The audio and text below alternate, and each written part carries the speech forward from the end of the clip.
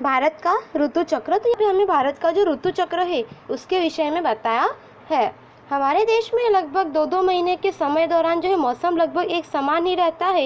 इस 2-2 महीने के समय को ऋतु कहते हैं। और भारत में परंपरागत ढंग से 6 ऋतुएं मानी जाती है: हेमंत, शिशिर, वसंत, ग्रीष्म, वर्षा और शरद। इन ऋतुओं में भी पास के 2 ऋतुओं के मौसम की परिस्थिति में बहुत बड़ा अंतर नहीं दिखाई देता है।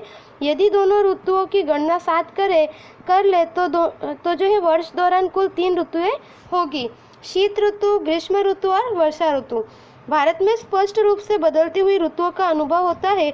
शीत ऋतु के आते ही ठंडी का अनुभव होने लगता है। ग्रीष्म ऋतु में क्रमशः जो तापमान में वृद्धि होने लगती है और वर्षा ऋतु आते ही जो है हवा में नमी बढ़ने लगती है और वर्षा होती है। तो यहाँ पे हमें बताया कि हमारे यहाँ पे जो है भारत देश में 2-2 वर्ष तक में जो है मौसम एक समान रहता है और 2-2 महीने में जो ऋतु बदलती है, तो इसे जो ऋतु कहते हैं। और इस तरह से देखा जाए तो जो है हमारे वर्ष में कुल 6 ऋतुएं मानी जाती है परंपरागत ढंग से, परंतु जो है ये 6 ऋतुओं में जो है यहाँ पे 2-2 जो मौसम होते हैं इनमें ज़्यादा अंतर नहीं दिखाई देता।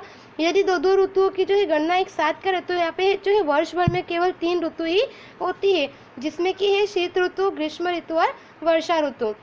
तो यहाँ पे हमें बताया कि ऋतु का अनुभव जो है वह हमें स्पष्ट रूप से बदलता हुआ अनुभव होता है। और शीत ऋतु के समय जो हमें ठंडी का अनुभव होता है। ग्रीष्म ऋतु यानी कि गर्मी के मौसम में जो है तापमान बढ़ता है, गर्मी का अनुभव होता है।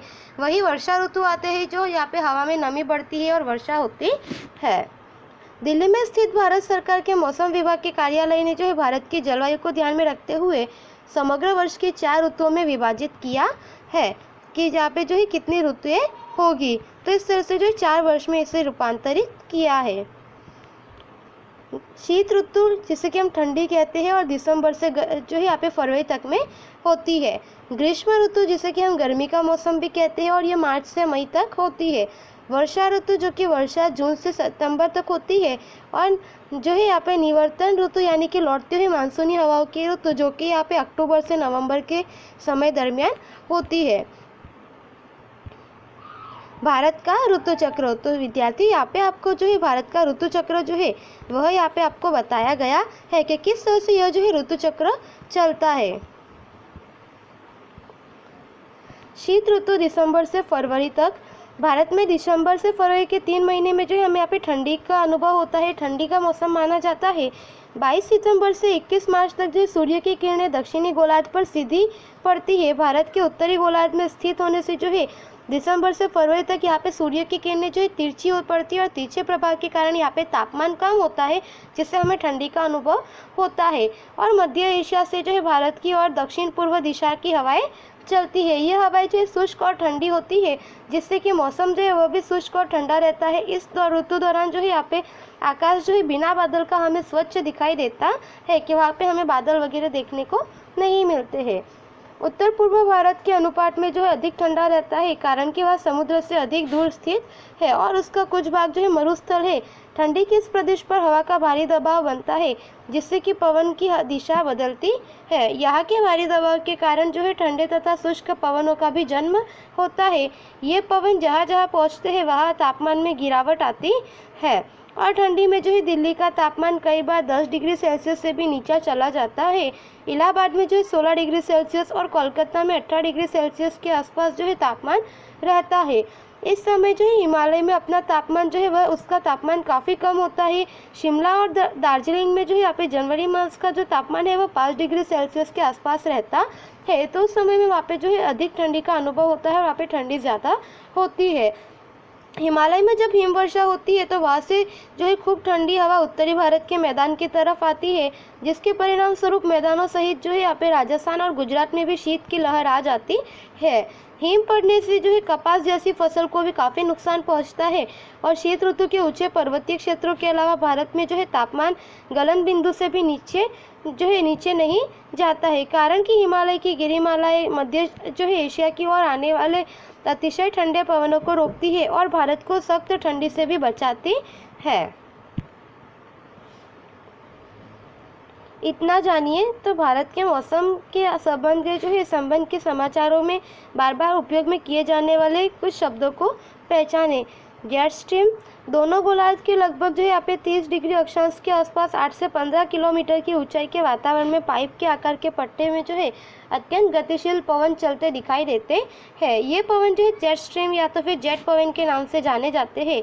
जेट स्ट्रीम जो है उसकी औसत गति जो है लगभग 150 किलोमीटर प्रति घंटा होती है और इस पवन पट्टे के माध्यम से जो है पवनों का वेग 400 किलोमीटर प्रति घंटा रहता है और गर्मी में ये जो है प्रायद्वीपीय भारत के ऊपर जो स्थिर होते हैं।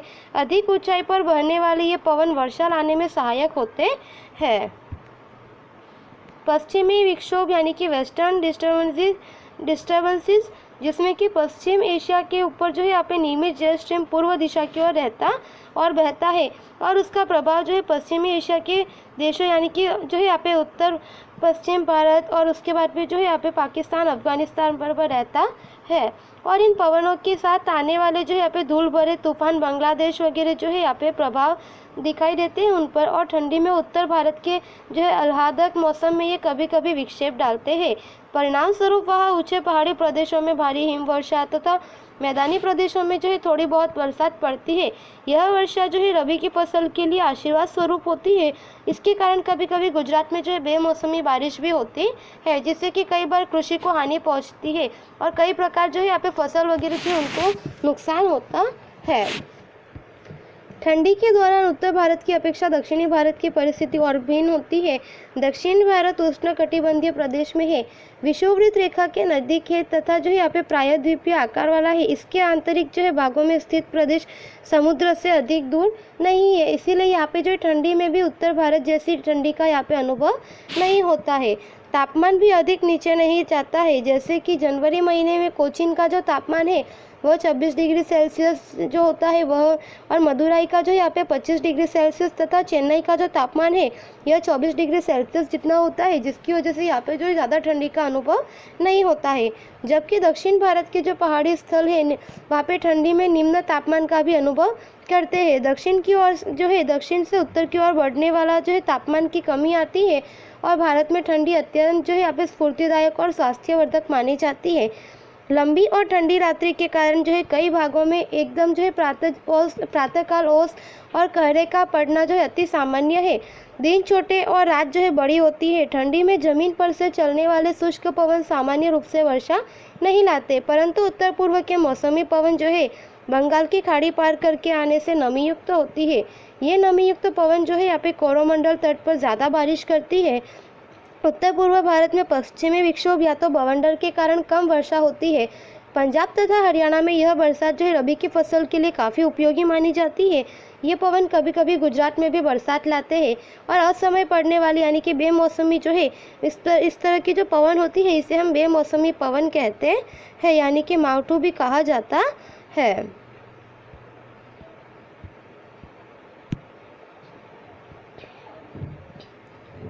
उसके बाद में है ग्रीष्म ऋतु जो कि मार्च से मई तक होती है।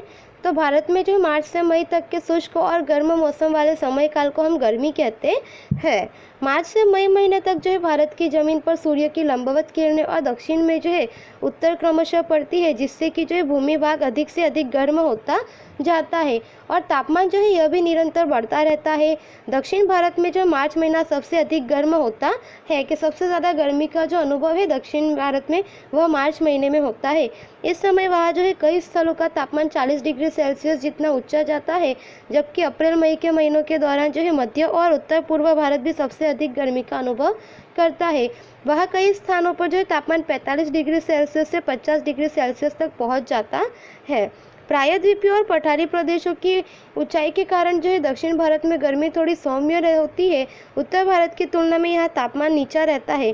दिल्ली इलाहाबाद में जो है तापमान 34 डिग्री सेल्सियस होता है, तब मदुराई का तापमान जो है 30 डिग्री सेल्सियस और जो है कोचीन और बेंगलुरु का तापमान 27 डिग्री सेल्सियस जितना होता है। इस तरह से दक्षिण में जो तापमान के ऊपर समुद्र का प्रभाव और भूपृष्ठ की ऊंचाई का प्रभाव देखा जाता है, वहाँ पे इतनी अधिक मात्रा में गर्मी का अनुभव नहीं होता है।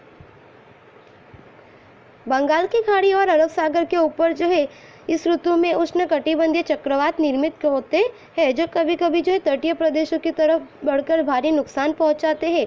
देश का बड़ा हिस्सा जो है ग्रीष्म काल में गर्म और शुष्क मौसम का अनुभव करता है। ये कई प्रदेशों में इस समयावधि दौरान वर्षा नहीं होती है और यहाँ पे परंतु जो है कई बार मई महीने में जो है मलबार तट पर थोड़ी वर्षा होती है। यह वर्षा आम के पकने में भी सहायक होती है, जिसे कि हम आम्रवृष्टि कहते हैं। और यह वर्षा आम और जो है कॉफ़ी की फसल के लिए खूब उपयोगी मानी जाती है। तो यहाँ पे हमें बताया कि बंगाल की खाड़ी और अरब सागर के ऊपर से जो है इस ऋतु में उष्णकटिबंधीय चक्रवात भी निर्मित होते हैं, जो कि कभी कभी तटीय प्रदेशों में काफ़ी नुकसान पहुँचाते हैं। और देश का बड़ा हिस्सा जो है ग्रीष्मकाल में गर्म और शुष्क मौसम का अनुभव करता है। कई प्रदेशों में इस समयावधि दौरान जो है यहाँ पे वर्षा भी होती है, परंतु कई बार जो महीने में मलबार तट पर जो है थोड़ी वर्षा होती है, जिससे कि आम पकने में ये सहायक होती है, जिससे इसे आम्रवृष्टि भी कहा जाता है। और यह जो है आम और कॉफ़ी की फसल के लिए खूब उपयोगी है। वर्षा ऋतु जून से सितंबर तक। एक कृषि प्रधान देश होने के कारण भारत के लिए वर्षा ऋतु महत्वपूर्ण ऋतु मानी जाती है। जून से सितंबर के बीच देश की लगभग 80% वर्षा होती है और भारतीय किसान वर्षा ऋतु की शुरुआत से ही जो है कृषि की प्रवृत्तियों में लगा रहता है। इस ऋतु में होने वाली जो यहाँ पे वर्षा है तथा नमी वाली तथा जो है यहाँ पे बादल छाया मौसम जो है भारत की ओर बहने वाले जो नैऋत्य यानी कि दक्षिण पश्चिम मानसूनी पवनों का आभारी है। इसलिए इस ऋतु को जो है यहाँ पे नैऋत्य के मानसूनी पवन की ऋतु भी कहा जाता है। भारत के लगभग जो है सभी क्षेत्रों में इससे वर्षा होती है और मई महीने के अंत तक जो है भारत तथा मध्य एशिया के जमीन भागों पर जो है जमीनी भाग पर उच्च तापमान के कारण हवा के कम दबाव का क्षेत्र बनता है। इस समय दक्षिण में हिंद महासागर तथा उच्च दबाव जो है उच्च दाब होता है, इसीलिए हिंद महासागर पर से जो है पवन उत्तर में कम दाब की तरफ खींच आते हैं और इस तरह जो है जून से सितंबर तक समुद्र पर से गर्मी की मानसूनी हवाएं जो है भारत पर चलती है। ये हवाएं जो है नमीयुक्त होने के कारण भारत में वर्षा लाती है। तो इस तरह से यहाँ पे हमें बताया कि जो वर्षा ऋतु है वह भारत के लिए अत्यंत उपयोगी है, क्योंकि भारत जो है कृषि प्रधान देश है और जैसे ही वर्षा ऋतु शुरू होता है तो भारत के किसान वगैरह जो है वे यहाँ पे कृषि की प्रवृत्तियों में जुड़े होते हैं। और यहाँ पे जो है वर्षा इस समय में होने वाली जो वर्षा है वह नमी वाली बादल छाया जैसे मौसम वगैरह होते हैं और जो यहाँ पे दक्षिण पश्चिम मानसूनी पवनों के आभारी है, इसीलिए इस ऋतु को जो है यहाँ पे नैऋत्य के मानसूनी पवन की ऋतु के रूप में भी जाना जाता है। यहाँ पे हमें नक्शा बताया है भारत यानी कि दक्षिण पश्चिम वर्षा ऋतु का आगमन जो है उसके बारे में इस नक्शे में आपको बताया गया है। दक्षिण भारत के प्रायद्वीपीय आकार के कारण ये नैऋत्य की मानसूनी हवाएं जो है दो भाग में बढ़ जाती है, अरब सागर पर से आने वाली मानसूनी हवाएं और बंगाल के खाड़ी पर से आने वाली मानसूनी हवाएं। तो यहाँ पे हमें बताया कि दक्षिण भारत के जो प्रायद्वीपीय आकार के कारण नैऋत्य की ये जो हवा है दो भागों में बढ़ जाती है, जिसमें पहला है अरब सागर से आने वाली मानसूनी हवाएं और दूसरी है बंगाल की खाड़ी से आने वाली मानसूनी हवाएं।